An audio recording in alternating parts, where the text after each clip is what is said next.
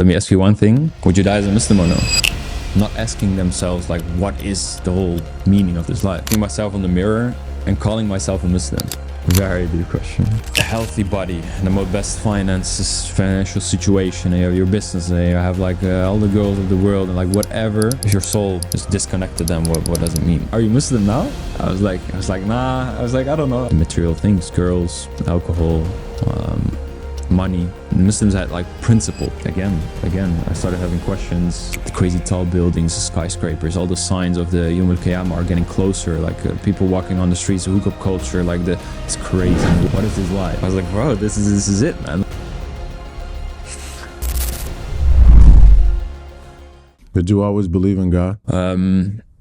So my environment really tried to make me think like an atheist, I would say, because everyone around me was believing there is nothing. I grew up in a very small town, like a village more in the Netherlands. Very small-minded people, not only when it comes to religion, but anything in general. It was not really common to think outside of the box, right? Especially with religion, was not really common. I did had some religious family members, Christians, but I don't know, I couldn't relate with that too much. When I grew older, I started thinking there must be more. So I think I changed a bit more into agnostic, is what they say, right? Started asking many more questions, until at some point I really started thinking, what is there? You know, what is this life? How did you first hear about Islam? Even though I was raised in a very small village, the school I was going to was very multicultural, actually. I think I had a lot of friends from all kinds of ethnicities, also a lot of Muslims. And especially in my earlier years, teenage years, I was all over the place. I had friends like from everywhere. But at the moment when I decided that the habits that I had, the decisions I was making was just not good, and I decided to shift my life and focus more on the future, business, everything. I started with that when I was 15, 16 years old, to really start taking more control of your future, is what they say, right? Right. I started to understand that the people around you have a major impact on who you are, what you think. So I tried to get rid of people who were having negative influences and impact on me. And the more I did that, starting from 16 years old, 17 years old, 18 years old, my circle got smaller and smaller. And more Muslims, they stayed in that circle. Yeah. So it's very interesting how that happened, actually. I could really relate with their values and the way of thinking. They really saw me as a brother. Like where I saw that some of the average friends that I had that could like, I don't know, just for a girl or for a drink or something simple could like switch on you. The Muslims had like principles, and they really like from the start saw me as their brother. And it was beautiful. And that, I think in the beginning, it was just the values and their behavior that I could really relate with and respect. But later on, of course, that opened up some questions to more. What attracted you to Islam? So I said, Allah's the best of planners. When looking back, I think in my case, I really had to see the negative side of this world. From the Western beliefs of believing that materialism and all this success will make you happy, or following your desires and everything.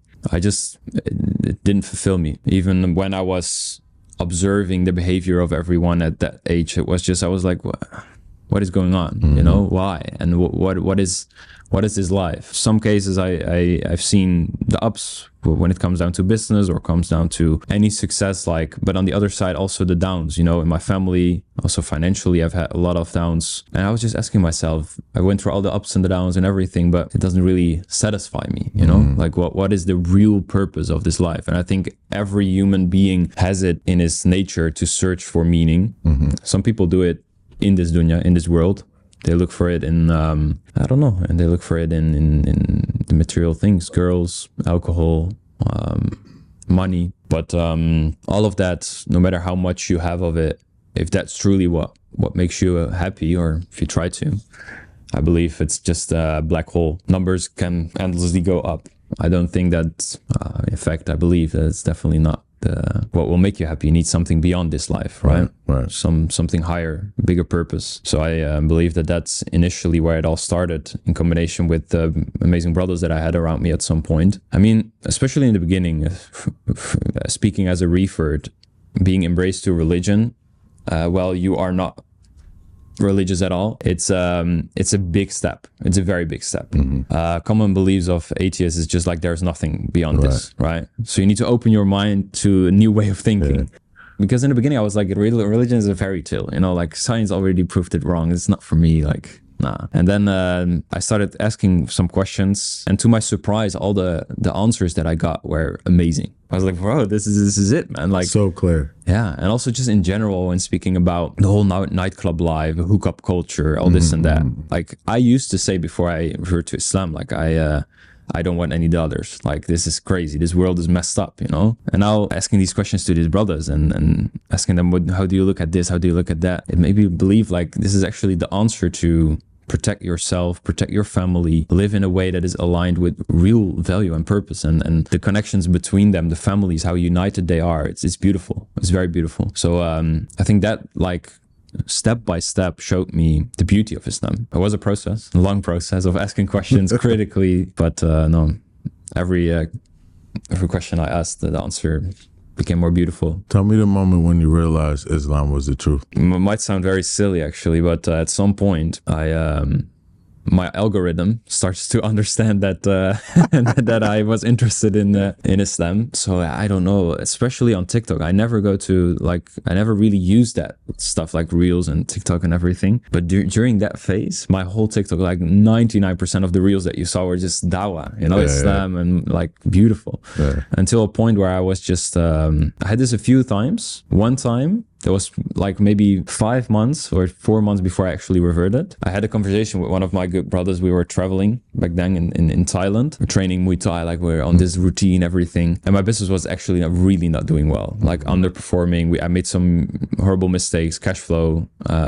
So not everything was really going well, let's put it that way. So I was interested in when you're weaker, you know, sometimes Allah subhanahu wa ta'ala tries to humble you and in order to learn some lessons. Right. So I was really asking what is the meaning of this life? Been traveling around, been doing all of this stuff. And then I was actually pretty interested in religion until I was like, I don't know, hell and heaven. I don't believe in this thing. I don't know.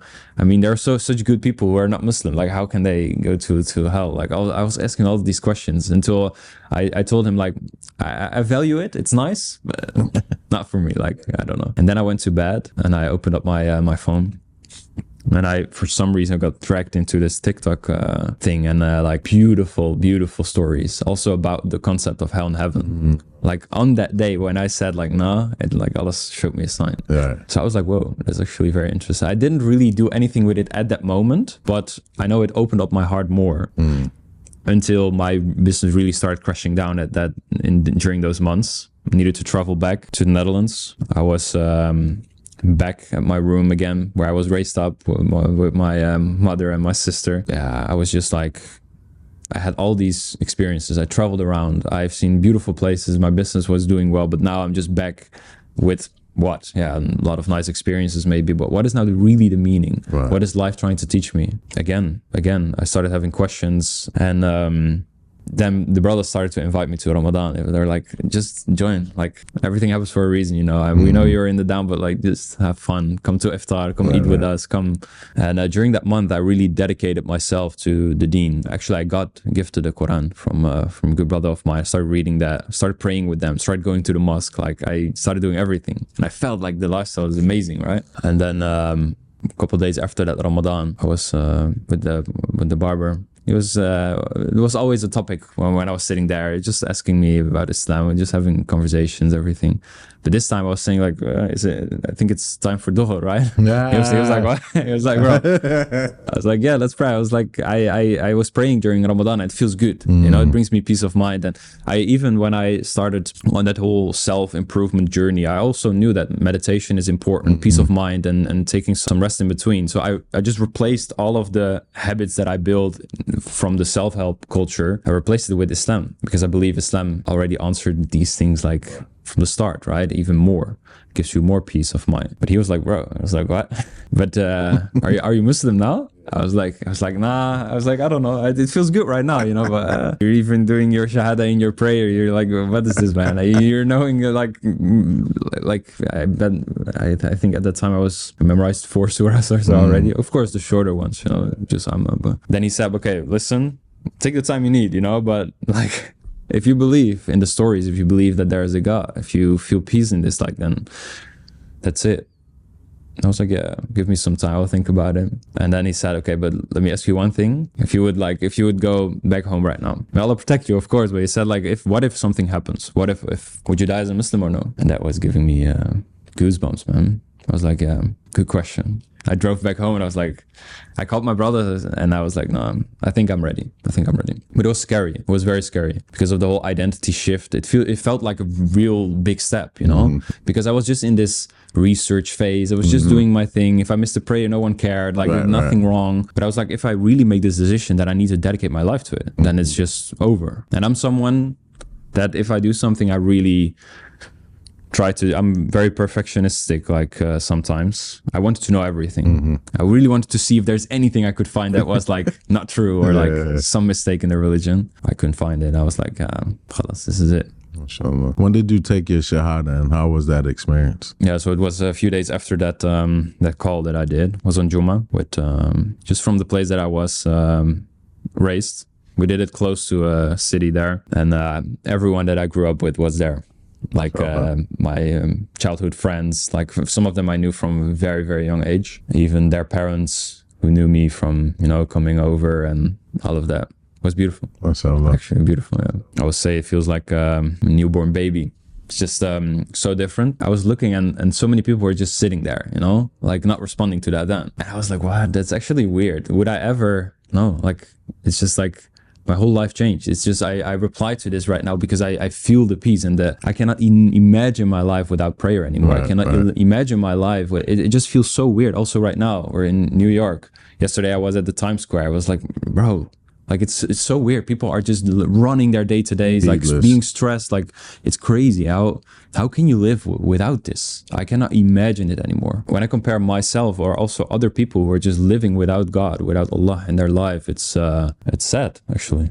And even though it's like 2 years ago, took my shahada, it feels like so long. It's been such a beautiful journey. Looking myself in the mirror and calling myself a Muslim. It's like so weird. Like if you had 1 minute to tell the world about Islam, what would you say? Deep question, bro. Very deep question. 1 minute to starting the timer. First, I would say things that you see on the news and the media, that's not Islam. Like properly understand Islam, you need to look at the Muslims themselves. Like, and I'm talking about like the Muslims who are on their deen, because you have a lot of Muslims who,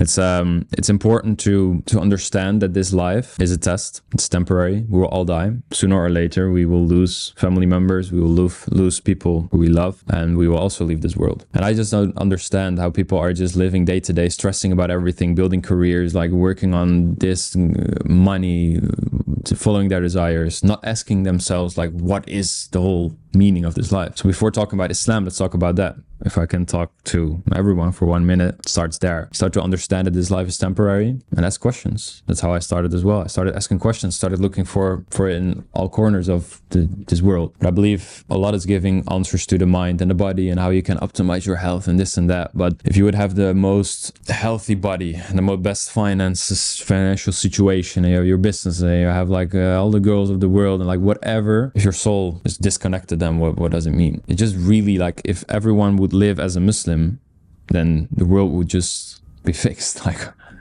and that sounds very weird, but if you look it up yourself, it's really true. If you could ask Prophet Muhammad sallallahu alaihi wasallam anything, what would it be? Your questions are crazy, bro. SubhanAllah. Before asking anything, I would thank him. It's just beautiful things he did, what he left behind for us. I mean, what would this world have been, and my life would have been, without his teachings and the way, his examples, everything. So I would start there. And other than that, I think I would just ask him, like, I know that Islam is providing us the guidelines and it's timeless, right? Until the end of times, we can just see the deen and everything and just But I would still ask him, like, what piece of advice could you give me in my scenario, in my situation, in this crazy world? And probably we can just find the answers here, and we have them. I just love to hear it from him, Right. how he would look at this world, like right now. Because, like, if you look at the time that he was living in, sometimes me and my friends, when we're looking around, we're walking around, sometimes we used to say, what would the companions of those times, like, think about? Like today, the crazy tall buildings, the skyscrapers, all the signs of the Yom Al-Qiyamah are getting closer. Like people walking on the streets, hookup culture, like it's crazy, right? I would just love to see like how they would deal with that. Okay, think of this scenario. It's the day of judgment. What would you hope your meeting with Allah would be like? Yeah, that's I think about that a lot, actually. I do think every Muslim should, because that's what we're doing it for. The judgment that comes. There is a verse in Surah Isra from 13 to 15. Cannot quote it like exactly. You should look it up. But it says, on that day, you'll be handed out a book. And will either come from your right or from, say, forward, something like, or your left. There are two angels on your shoulders who are taking note of everything you do. No matter if you're alone, no matter if you're with people. And angel on your right shoulder is taking note of the good deeds and intention and everything. And on your left shoulder, of the bad things. Everything until the dot is listed. Before the judgment, you will be handed out that book and you can read it. You can take all your time to read it. And I sometimes when I'm just a bit tired or I wake up before my alarm goes, I remind myself of this. I'm like, nah, I don't want to be there sitting on that day opening my book and be like, nah, I will regret it so much. So I think if you live by that thought, also understanding, of course, we're not perfect, but we have gotten like free will from Allah subhanahu wa ta'ala. We can make our decisions every single day. And as long as I can go to bed and have done my 5 prayers and try to live by Islam, try to help people, try to whatever, that's it, you know. Of course, you can always do more, but I just hope that I'll keep reminding myself of this until that day comes so that I can be proud of the decisions that I made. And also in here, just like how we started, it's just about the balance between fear of God and trusting God.